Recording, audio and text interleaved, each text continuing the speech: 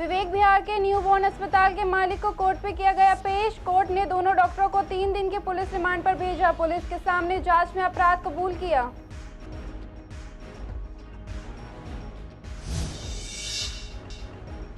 छह बच्चों के शव पोस्टमार्टम के बाद परिजनों को सौंपे गए। एक बच्चे को लेकर हो रहा है विवाद। कोर्ट ने दोनों डॉक्टरों को 3 दिन के लिए पुलिस रिमांड पर भेजा।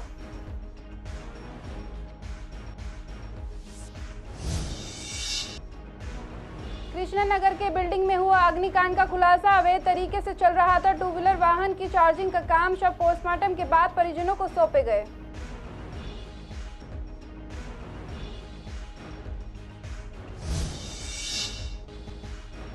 दिल्ली में भीषण गर्मी से लोग हुए परेशान। टेम्परेचर हाई होने के कारण घर से निकलना हुआ मुश्किल। गर्मी में पानी की चीजों का करें सेवन।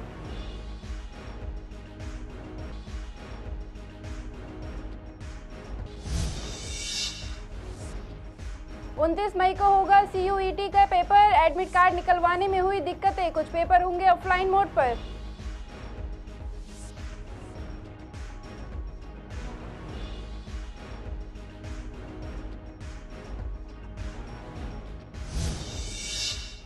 नमस्कार, आप देख रहे हैं CCN लाइव। मैं हूं आपके साथ ज़ेबा अंजुम। स्वागत है आपका हमारे खास प्रोग्राम पूर्वी दिल्ली खास में। बुलेटिन की शुरुआत करते हैं कुछ खास खबरों के साथ। विवेक विहार के बेबी केयर न्यूबॉर्न अस्पताल के संचालक डॉक्टर नवीन खींची ने पुलिस से कहा है कि आग में झुलसने से नवजातों की मौत पर मैं शर्मिंदा हूं। उसने कबूल किया है कि अस्पताल के संचालक में उसके नियमों की अनदेखी की गई है। साथ ही उनका 5 बेड का अस्पताल था, लेकिन उसने 12 बच्चों को भर्ती किया हुआ था। आज दोपहर विवेक विहार पुलिस ने अस्पताल संचालक डॉक्टर नवीन खींची और अस्पताल के डॉक्टर आकाश को करकड़ुमा कोर्ट में पेश किया है। कोर्ट ने दोनों डॉक्टरों को 3 दिन के पुलिस रिमांड पर भेज दिया है। साथ ही आरोपी डॉक्टर नवीन खींची पंजाबी बाग, गुरुग्राम और फरीदाबाद में भी नवजातों के 3 अस्पताल चला रहे हैं। शाहदरा जिले पुलिस का कहना है कि हरियाणा के स्वास्थ्य विभाग को अस्पतालों के बारे में बताया जाएगा। साथ ही उनसे कहा जाएगा कि वे अस्पताल रजिस्ट्रेशन और फायर की NOC सहित सभी नियमों की जांच करें। वहीं हादसे में जान गंवाने वाले नवजातों के अभिभावकों का कहना है कि अस्पताल संचालक के खिलाफ हत्या का केस चलना चाहिए। पूर्वी दिल्ली के नवजात शिशु अस्पताल में आग लगने से मारे गए 7 नवजात शिशुओं के शव पोस्टमार्टम के बाद उनके परिजनों को सौंप दिए गए हैं। दिल्ली पुलिस ने जांच में बड़ी चूक की ओर इशारा किया है, जिसका कारण शनिवार रात विवेक विहार में आग लगने की घटना में 7 नवजात शिशुओं की मौत हो गई है। यह अस्पताल लाइसेंस भी अवधि समाप्त होने के बावजूद भी चल रहा था। 7 नवजात शिशुओं की मौत के मामले में दिल्ली के स्वास्थ्य मंत्री सौरभ भारद्वाज ने बैठक बुलाई है। बैठक में दिल्ली में बढ़ती गर्मी को लेकर भी चर्चा हुई है। दिल्ली सरकार ने Vivek Vihar new Usmanpur baby care अस्पताल में आग लगने की घटना का मजिस्ट्रेट जांच के आदेश दिए हैं। दिल्ली के विवेक विहार में बेबी केयर न्यूबॉर्न हॉस्पिटल में हुए अग्निकांड ने पूरे देश को झकझोर दिया है। इस हॉस्पिटल के डॉक्टरों की लापरवाही से हुए हादसे में 7 बच्चों की जलकर मौत हो गई है। यहां से 12 नवजात बच्चों को बचाया गया था। वहीं अब इस अग्निकांड ने दूसरा मोड़ ले लिया है। आपको बता दें कि एक बच्चे पर 2 अलग अलग माँ बाप दावा कर रहे हैं कि साथ ही माँ बाप का ये कहना है कि ये बच्चा हमारा नहीं है। साथ ही माँ बाप ने बच्चा लेने से भी मना कर दिया है। बाकी सभी घायल बच्चों को चाचा नेहरू अस्पताल में इलाज चल रहा है। साथ ही इस मामले का निपटारा करने के लिए 112 नंबर पर कॉल भी हुई है। साथ ही 6 बच्चों का पोस्टमार्टम कराने के बाद परिजनों को सौंप दिया गया है, लेकिन एक बच्चे को लेकर विवाद अभी भी चल रहा है। जब CCN संवाददाता विवेक पठानिया ने घटना स्थल पर जाकर आसपास के लोगों से बात की तो उन्होंने बताया कि हमने कई बार शिकायत की थी कि यहाँ कुछ गलत हो रहा है, लेकिन किसी ने भी हमारी बात नहीं सुनी। कोर्ट ने दोनों डॉक्टरों को 3 दिन की पुलिस रिमांड पर भेजा है। साथ ही इस मामले में आगे की कार्रवाई की जा रही है। वो मेरा पोता है सर, बड़ी सिस्टर है ना, उनका पोता, मैं छोटी सिस्टर हूँ। आपको कैसे पता चला मामला? मैं मोबाइल से पता, फेसबुक से पता चला। हमारे लोग को कोई कंफर्म नहीं किया है सर। ये इतना पता चला हम लोगों को कि उसी जगह हमारे ए ब्लॉक में हम ड्यूटी करते डी में, तो वहाँ जाने के बाद हम ड्यूटी आ गए थे 9 बजे। तो वहाँ जाने के बाद पता चला कि ये बेबी जैन हॉस्पिटल में आग लगा हुआ, बिजली शॉर्ट से हुआ।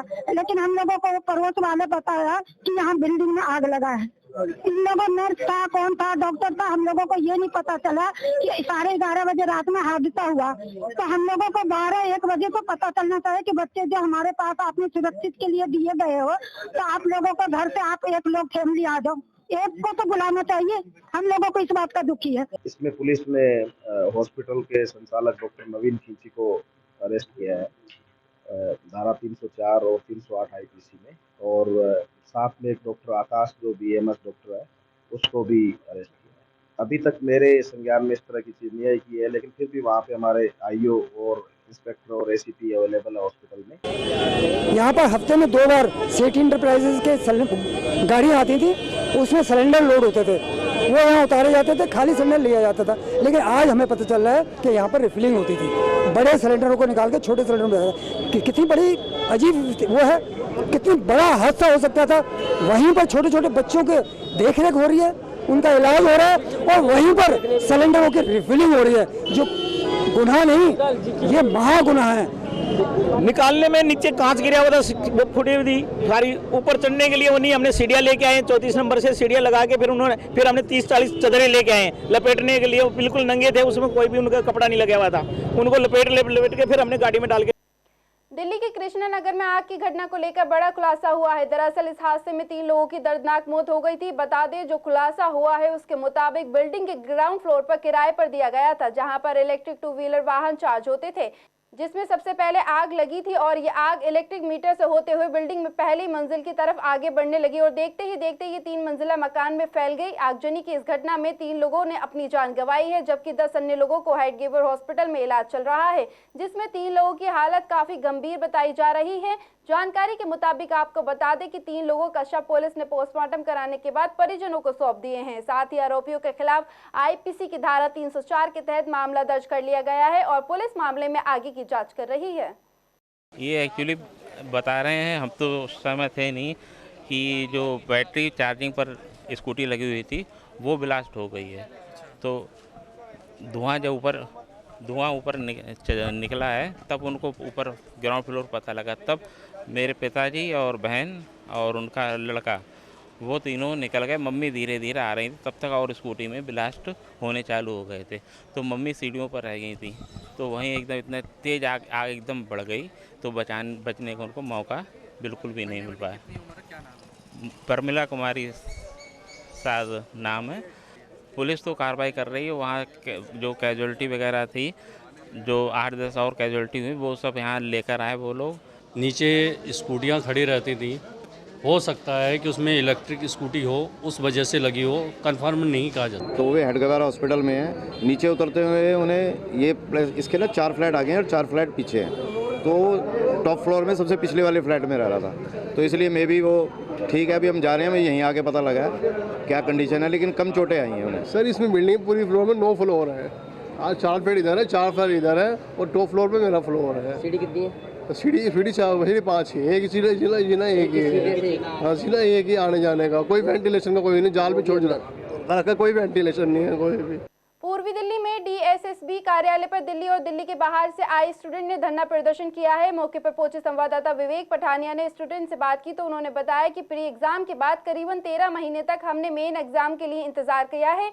मेंस एग्जाम के बाद भी हमें 6 महीने इंतजार करवाया गया और मार्क्स दिए गए, लेकिन आज करीबन 7 महीने से ज्यादा का समय हो गया है, लेकिन रिजल्ट नहीं दिया गया है। स्टूडेंट के साथ ये भी कहा है कि 2.5 साल से ज्यादा समय बीत गया है, लेकिन रिजल्ट जारी नहीं किया गया है और हमारी उम्र भी बढ़ रही है, हमारे भविष्य के साथ डीएसएसबी खेल रही है। स्टूडेंट ने आगे बताया कि साल 2022 में 801 नंबर कोड पर भर्ती निकली थी, जिसमें केवल 470 वैकेंसी थी। इसके लिए प्री पेपर कराया गया था, लेकिन मेन एग्जाम धरना देने के बाद कंडक्ट कराए गए, लेकिन अब रिजल्ट के नाम पर सिर्फ आश्वासन दिया जा रहा है और रिजल्ट पर काम करने की बात कह रहे हैं। लेकिन चेकिंग को लेकर स्टूडेंट ने कहा है कि डीएसएसबी कह रही है कि मैनुअल चेकिंग नहीं होगी, बल्कि इलेक्ट्रॉनिक चेकिंग की जाएगी। ये कहकर बस स्टूडेंट को गुमराह किया जा रहा है। साथ ही स्टूडेंट्स का आरोप है कि डीएसएसबी जैसी संस्थाएं का रिजल्ट चेकिंग व्यवस्था इतनी चरमराई कैसी हो सकती है।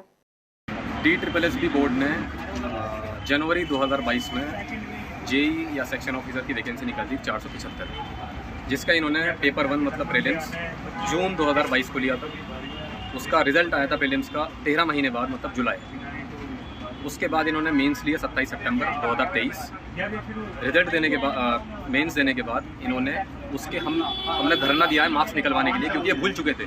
मेंस लेने के बाद ये भूल चुके थे कि हमने कोई भर्ती भी निकाली है। हमने सड़कों पे लेटे हैं, DSSB बोर्ड के सामने हम लेटे हैं, धरने दिए सुबह से लेकर शाम तक।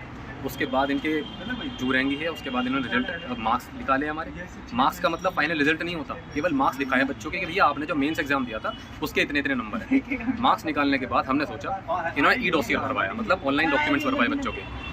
ऑनलाइन डॉक्यूमेंट्स भरवाए बच्चों के। डॉक्यूमेंट्स भरवाने के बाद 10 से 15 दिन का काम होता है सिस्टम के लिए, क्योंकि सारी चीज़ें ऑटोमेटिक होती हैं, सिस्टम करता है सारी चीज़ें। उसके बाद अभी तक रिजल्ट नहीं आया, क्योंकि मार्च में इन्होंने ई-डोसियर भरवा दिया था, मई चल रहा है। हम दोबारा सड़कों पे लेटने आए हैं आज धरना देने के लिए, क्योंकि अब तक रिजल्ट का दूर दूर तक कोई नामो निशान नहीं है। जब हमने इनसे पूछा कि रिजल्ट कब आएगा, इन्होंने बोला कि पिछले 2-3 साल से एक सिस्टम बना रहे हैं, जो सिस्टम आपका रिजल्ट बनाएगा। क्योंकि कंबाइंड वैकेंसी थी, हमने अपना दिमाग पूरा लगा दिया, हमें समझ में नहीं आया। दिल्ली के स्टूडेंट्स के लिए 29 मई को होने वाले कॉमन यूनिवर्सिटी एंट्रेंस टेस्ट के लिए एडमिट कार्ड जारी कर दिए गए हैं। आपको बता दें, ये वो स्टूडेंट हैं जिनका एग्जाम 15 मई को होने वाला था, लेकिन वह एग्जाम पोस्टपोन हो गया था। जब हमारे संवाददाता ने ब्रिलियंट इंस्टीट्यूट के स्टूडेंट से इस बारे में बात की तो उन्होंने बताया कि पहला एग्जाम जो 15 मई को होने वाला था वो लास्ट टाइम पर पोस्टपोन हो गया, जिससे कि काफ़ी दिक्कतें हुई और एग्जाम 20 मई को ख़त्म होने थे, वे अब 29 मई तक के लिए आगे बढ़ गए हैं। ऐसे में एडमिट कार्ड निकलवाने में भी काफ़ी दिक्कतें हुई। हालांकि अब एग्जाम का एडमिट कार्ड आ चुका है तो एक डर तो खत्म हो गया है कि अब एग्जाम पोस्टपोन नहीं होगा, लेकिन पहले कुछ एग्जाम के सेंटर बदले गए थे, ऐसा अब ना हो, बस यही उम्मीद है। साथ ही आपको ये भी बता दें कि इस एग्जाम के लिए सेंटर काफी पास दिए गए हैं, जिससे कि स्टूडेंट को कोई दिक्कत ना हो। साथ ही 29 मई को स्टूडेंट का केमिस्ट्री, बायोलॉजी, इंग्लिश और जर्नल टेस्ट का पेपर ऑफलाइन मोड पर होगा। 29 को होगा इंग्लिश और जनरल टेस्ट का। नहीं, नॉर्मली मिल गया था। दूर है, दूर है, बहुत दूर है सेंटर तो। रोहिणी, द्वारका और मेरा तो गाजियाबाद पड़ा था पहला। यही दूर वगैरह की दिक्कत हो रही है ज़्यादातर। सेंटर नहीं सेंटर ढूंढने में नहीं, बट सेंटर दूर बहुत पड़ता। नहीं, ऐसा कुछ डर तो नहीं है। पहला ही सिर्फ कैंसिल हुआ, बाकी के 2 तो हो ही गए थे। एक्चुअली जो दिल्ली वाले बच्चों का एग्ज़ाम था ना, वो पोस्टपोन हो गया था 29 का, क्योंकि कुछ मैन पावर इश्यूज़ थे। अब वो बात ये थी कि 16-17 का तो एग्ज़ाम था, अब जो 15 वाला पोस्टपोन हुआ तो अब वो दिक्कत तो हुई, क्योंकि हम पहले 17 तक फ्री हो जाते, अब 29 तक इतना एक्सटेंड कर दिया। और इनकी जो CUT वालों के मैनेजमेंट वगैरह के चक्कर में बहुत इश्यूज़ हुए हैं। हाँ जी, एडमिट कार्ड की बहुत दिक्कतें हुई, क्योंकि 15 से एक दिन पहले तक हमारे पास हमारे एडमिट कार्ड नहीं थे। इवन जो 16 को भी हमारे एडमिट कार्ड आए हैं, उसमें भी जो हमारे क्या कहते हैं वेन्यू थे वो सारे चेंज थे। इवन हमें सुबह तक NTA से कॉल आ रहे थे कि अब एडमिट कार्ड निकाल लो, अब निकाल लो, क्योंकि कभी ना कभी वेन्यूज़ चेंज हो रहे थे। तो एडमिट कार्ड की बहुत ज़्यादा इशूज़ हुए हैं। हाँ जी, बिल्कुल कि सेंटर चेंज कर दे, बट इस बार इन्होंने ये करा है कि जिस एरिया में बच्चे रहते हैं उनके अकॉर्डिंग ही पास ही लोकेशन रखी है एग्ज़ाम की, बट होप सो सब सही हो। बहुत ज़्यादा चेंज हुए। अभी हमारा 15 को इंग्लिश का भी एग्ज़ाम था, वो पोस्टपोन्ड होकर 29 को हो गया, तो हमें नहीं पता था। उसमें एडमिट कार्ड में हमें वेन्यूज़ नहीं पता था, हमारे एडमिट कार्ड एंड टाइम तक नहीं आए थे एंड उनके कॉल्स आ रहे थे कि अब निकलवा लो एडमिट कार्ड, एंड बहुत प्रॉब्लम्स आई एडमिट कार्ड से रिलेटेड, और उनमें वेन्यूज़ भी नहीं पता थे। हाँ, पहले हमारे 17 तक थे, लेकिन अब 29 को हमारा लास्ट एग्ज़ाम हुआ इंग्लिश का चेंज, तो उसमें बहुत प्रॉब्लम आई। तो अभी भी डर है कि कहीं लास्ट मोमेंट वापस चेंज ना हो जाए वेन्यूज़ और वो। मैम, मैनेजमेंट तो बेकार सही था थोड़ा। हाँ जी मैम, एक सेंटर ढूंढने में दिक्कत हुई थी और एडमिट कार्ड निकालने में लास्ट टाइम पे सेंटर चेंज कर दिया, और कई बच्चों का आया नहीं, आधे बच्चों का तो सेंटर ही नहीं आया था। पहले तो एग्ज़ाम ही पोस्टपोन हो गया, 29 को हो गया, फिर उसके बाद जो एग्ज़ाम थे सेंटर ढूंढने में दिक्कत, मैनेजमेंट में प्रॉब्लम आई थोड़ी बहुत। हाँ, सेंटर चेंज, एग्ज़ाम का डर नहीं है, बस सेंटर वेंटर की थोड़ी दिक्कत है। सेंटर सही से मिल जाए आराम से, पास आसपास।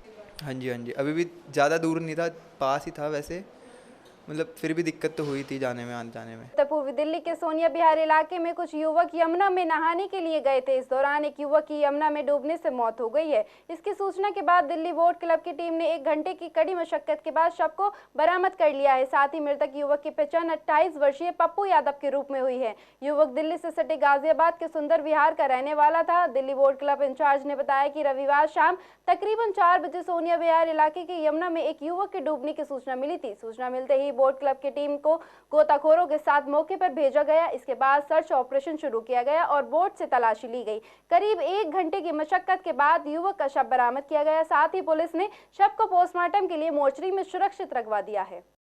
पूर्वी दिल्ली के न्यू अशोक नगर पुलिस ने घरों में चोरी करने वाले 2 चोरों को गिरफ्तार किया है। गिरफ्तार आरोपियों के पास से सोने के आभूषण और 4,96,800 रुपए बरामद किए हैं। साथ ही ईस्ट डिस्ट्रिक्ट की DCP अपूर्वा गुप्ता ने बताया कि गिरफ्तार आरोपियों की पहचान सोनीपत निवासी दीपक कौशिक और न्यू कोंडली निवासी कविता भास्कर के रूप में हुई है। साथ ही डीसीपी ने यह भी बताया कि 8 मई को न्यू कोंडली में एक घर में चोरी के संबंध में थाना न्यू अशोकनगर में एक पीसीआर कॉल प्राप्त हुई थी। शिकायतकर्ता अनिल कुमार ने बताया था कि पूरा परिवार 8 मई शाम को दल्लूपुरा गाँव में एक समारोह में शामिल होने गए थे और लगभग 3 घंटे के बाद वापस आए थे। उन्होंने देखा कि पहली मंजिल पर उनके घर के कमरों और अलमारियों के ताले टूटे हुए हैं। जांच के दौरान पुलिस टीम ने आसपास लगे सीसीटीवी कैमरों की जांच की और आसपास के लोगों से पूछताछ की। मुखबिर से मिली सूचना के आधार पर घर में चोरी करने वाले व्यक्ति की पहचान कर उसे सोनीपत से गिरफ्तार कर लिया है। पूछताछ करने पर दीपक कौशिक ने बताया कि उसके साथ चोरी के मामले में कविता भास्कर भी शामिल है। पुलिस ने कविता भास्कर को भी मौके से गिरफ्तार कर लिया है। दिल्ली में लगातार तापमान बढ़ता जा रहा है। कई इलाकों में तापमान 47 डिग्री सेल्सियस को पार कर चुका है। मौसम विभाग के मुताबिक दिल्ली में लोगों को अभी इस तपिश से राहत पाने के लिए इंतजार करना होगा। इसे लेकर जब सीसीएन संवाददाता ने पूर्वी दिल्ली के लोगों से बात की तो इस दौरान लोगों ने बताया कि टेम्परेचर हाई होने के चलते घर से निकलना काफी ज्यादा मुश्किल हो रहा है। वहीं कुछ महिलाओं ने कहा कि गर्मी के कारण जीना मुश्किल हो रहा है और वे घर से मजबूरी में छाता लेकर निकल रही हैं। कुछ लोगों ने कहा है कि अगर आप घर से बाहर निकल रहे हैं तो फेस को कपड़े या फिर गमछे से कवर करके निकलें ताकि धूप से बचा जा सके। साथ ही ज्यादा से ज्यादा पानी, शिकंजी, नारियल पानी पिए। बाहर निकले तो सिर को ढके, सीजन फल जरूर खाएं। साथ ही गर्मियों के मौसम में धूप में ज्यादा रहने के कारण शरीर में पानी की कमी हो जाती है। इससे बचने के लिए ज्यादा से ज्यादा पानी पिए और साथ ही तेज गर्मी के रहने के बाद तुरंत बाद पानी ना पिए। अगर आप ऐसा करते हैं तो आपको और भी ज्यादा समस्याएं बढ़ सकती है। साथ ही बढ़ती गर्मी में बीमारियों का खतरा भी बढ़ने लगता है, जैसे कि heat stroke, diarrhoea, chicken pox, food poisoning आदि। पानी पर जोर पूरा रखो, पानी ठंडे पानी पर ध्यान रखो बस, और ठंडा भी ज़्यादा ना, नहीं तो फिर गला खराब हो जाएगा। तो किस तरीके से, मतलब जैसे कुछ और भी जैसे कुछ लोग और जैसे लस्सी पीते हैं, कुछ ऐसे आप भी किसी चीज़ से लस्सी P low, Frooti P low, Frooti रखो, लस्सी लो, छाछ लो, पानी पियो, इसी से खीरा खाओ, इसी से बचाव करो। सबसे पहले तो सर पे गमछा होना बहुत ज़रूरी है। पानी की बोतल हमेशा साथ रहे जी। और अगर बीच बीच में आपको मिलता रहे, रास्ते में सत्तू मिल जाए, गन्ने का रस मिल जाए, कोल्ड ड्रिंक, मतलब पानी की कमी बिल्कुल नहीं। खाना भी ज़रूरी है, ये नहीं कि आप खाना नहीं खाओ और आप पानी या जूस पीते रहो तो वो भी आपको दिक्कत करेगा। आप खाने के साथ साथ पानी का प्राप्ति जरूर होनी चाहिए शरीर के अंदर, नहीं तो बड़ी दिक्कत आने वाली है। कल मैं निकला था तो ऐसा लग रहा था बस आग लगा रखी है और हमारे शरीर में जल रही है। देखिए, अगर गर्मी की बात करूं तो गर्मी बहुत ज़्यादा है, बहुत हाई टेम्परेचर है। 42 डिग्री, 44, 5 यही टेम्परेचर इन दिनों चल रहा है। और मैं कोशिश करती हूं कि अगर बहुत ज़रूरी काम ना हो तो घर से बाहर ना निकलूं। एटलीस्ट डे टाइम में इवन 11 बजे से लेकर और शाम के 4 या 5 बजे तक। बचने के उपाय कहें तो ज़्यादा से ज़्यादा नींबू पानी पीना, ठंडा पीना, ठंडी फल खाना, तरबूज, जो भी रेशे वाले फल हैं वो बहुत बेटर हैं। तो खाना जो प्रॉपर खाने की बजाय इस समय हम दूसरी चीज़ों पे कन्वर्ट हो जाते हैं। इवन कोल्ड ड्रिंक्स भी ज़्यादा यूज़ होती है तो इवन अवॉइड करनी चाहिए। पर अभी तापमान 43 डिग्री सेल्सियस हो गया है, गर्मी बहुत ज़्यादा बढ़ गई है। मेरे 12th बोर्ड्स जस्ट अभी ख़त्म हुए थे तो मेरे CUET वगैरह एग्ज़ाम्स हुए थे तो इतनी प्रॉब्लम्स आ रही हैं। 12th के बाद बच्चे ऐसे प्लान बनाते घूमने का, मैंने प्लान्स बनाए थे लेकिन ये सारे ड्रॉप आउट करने पड़ रहे हैं क्योंकि गर्मी इतनी ज़्यादा हो चुकी है, लू इतनी ज़्यादा चल रही है। आप 3 बजे जा रहे हो स्टिल गर्मी है। इतनी गर्मी पता नहीं चल रहा कैसे हैंडल करें। जैसे गर्मी बहुत ज़्यादा बढ़ गई है और अभी न्यूज़ में भी आया था कि जून के फर्स्ट वीक में 55 डिग्री भी जा सकता है टेम्परेचर। और ये लॉन्च किया गया है कि ये हीट वेव है बहुत तो इसीलिए हमको जो हीट वेव है उससे बचने के लिए हमको हाइड्रेटेड रहना है। और बहुत सारी एड्स आती हैं, बहुत सारे ब्रांड्स ये क्लेम करते हैं अपने प्रोडक्ट्स को दिखा के ये तो कि तुम्हें हाइड्रेटेड रखते हैं। जैसे हम हाइड्रेटेड रह सकते हैं, जैसे ब्रांड्स के आते हैं ग्लूकॉन-डी, टैंग पी के, नींबू पानी जो हमारा आता है हम घर पे बना सकते हैं उसको पी के। अगर आपकी बहुत ज़्यादा मजबूरी है तो आप निकलो। जैसे फॉर एग्जांपल आपको कोई इमरजेंसी है, कोई इंपॉर्टेंट वर्क है तो आप जा सकते हो। अगर आपकी इमरजेंसी इतनी इंपॉर्टेंट नहीं है, कोई इंपॉर्टेंट वर्क नहीं है तो आप मत जाओ, बिकॉज बाहर बहुत ज़्यादा गर्म हवा चल रही है जिससे कि आप बीमार पड़ सकते हो। लस्सी पीना, छाछ पीना, अपने पेट को ठंडा रखने के लिए जो सारी चीज़ें हैं, गन्ने का रस कहते हैं जैसे, एक बेल का जूस, ये सब पीना, अपने पेट को जितना हो सके ठंडा रखना। बाहर ना ज़्यादा जाना, अगर जाए तो मुंह पे कुछ कपड़ा ढक के जाए ताकि डायरेक्ट हवा ना पड़े। और जैसे लू कहते हैं, लू के चक्कर में वैसे काफ़ी लोग अब बीमार पड़ रहे हैं। उनसे बचने के लिए ये सब या तो कपड़ा लगा के जाना और ठंडी चीज़ों को ज़्यादा यूज़ करना। दिस टाइम जो बेस्ट है वो है आप लोग अपने घर में ही रहें, गर्मी से बचें, क्योंकि डायरेक्ट बाहर धूप में जाने से आजकल आपने देखा होगा ब्रेन हैमरेज के केसेस बहुत बढ़ते जा रहे हैं। तो आपको शाम के टाइम ही अगर कुछ सामान लेने जाना है तो ही बाहर जाइए, ना तो इतनी हीट में बाहर निकलने का कोई बेनिफिट नहीं है। अपने बच्चों को ज़्यादा से ज़्यादा गोंद का तीरा दें, कुछ ठंडी चीज़ें पीने को दें, आम पन्ना पिलाएं, बेल का जूस दें।